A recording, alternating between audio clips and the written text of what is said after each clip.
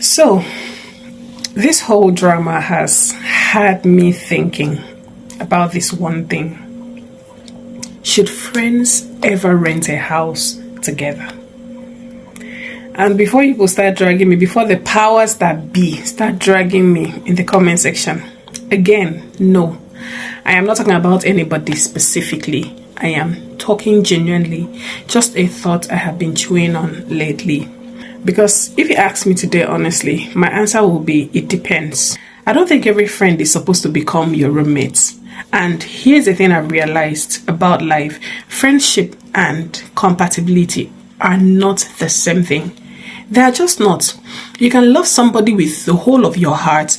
You cannot stay without them. You meet with them every day. You do everything with them and still not survive living under the same roof as them. It's possible and it happens all the time. Some of you have amazing friends, genuinely good people. But the moment you start sharing kitchen, sharing bathroom, sharing NEPA bills, and even sharing landlord wahala together, that friendship gets into a serious test. And sometimes it does not last, it does not pass, and it doesn't survive. Now, think about it for one long second. When you're just friends, not living together, you only see each other when everybody is already in a good mood. You meet outside somewhere, you gist, you laugh, maybe you buy shawarma, you say your goodbyes. Everybody goes home to their space. Simple, clean, no wahala. But the day you start living together, that is when the real person starts coming out. That's when you find out one person wants to wash plates immediately after eating, and the other person genuinely believes plates deserve some rest after eating. Let it breathe. Let it stay there. Let me finish resting after eating. One person cannot sleep except the whole house is silence. Dead silence. Meanwhile, the other person is up blending pepper at 4:45 in the morning. Like nothing is wrong. And one person loves having visitors over. The other person's social battery finishes before the visitor even knocks on the door. Example, me. And just like that, every tiny thing turns into a whole court case. And then money enters the matter. And honestly, money is where a lot of friendships starts doing dress up. Who bought the gas? Who bought the detergent? Who has not paid light bill since 1905?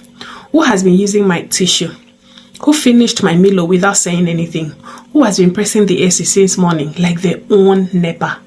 Before you know, two friends who used to just vibe together have suddenly turned into two accountants, auditing each other's lives, auditing everything they spend money on.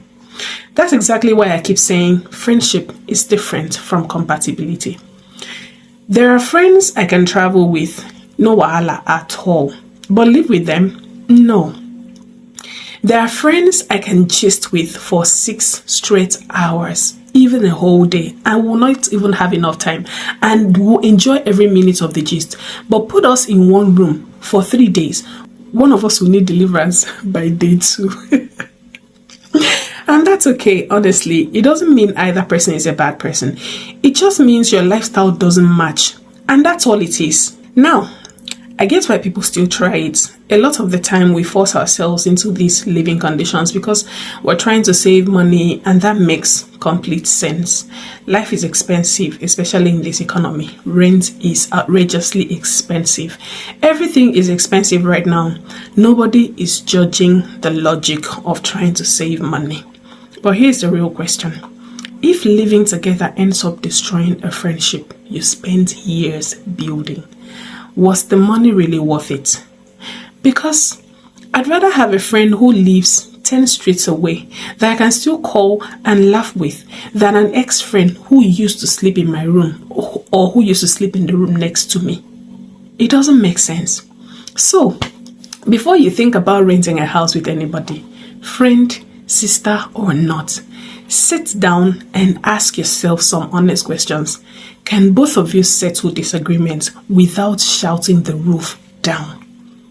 Can you talk about money without keeping malice forward for 3 months? Can you actually respect each other's privacy?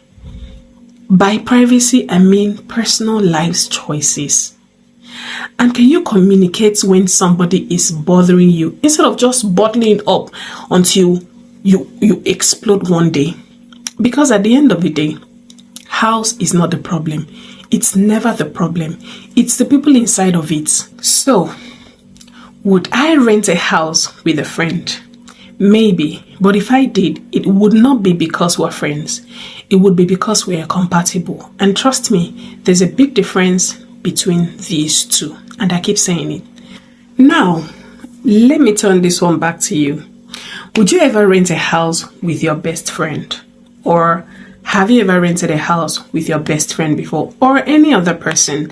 And what were your reasons? Were they primarily money, or you did it because you felt you were compatible with that person? I'd like to hear your thoughts down in the comment section so we can all learn and hear other people's experiences. Thank you for watching. Please subscribe to my channel, and bye.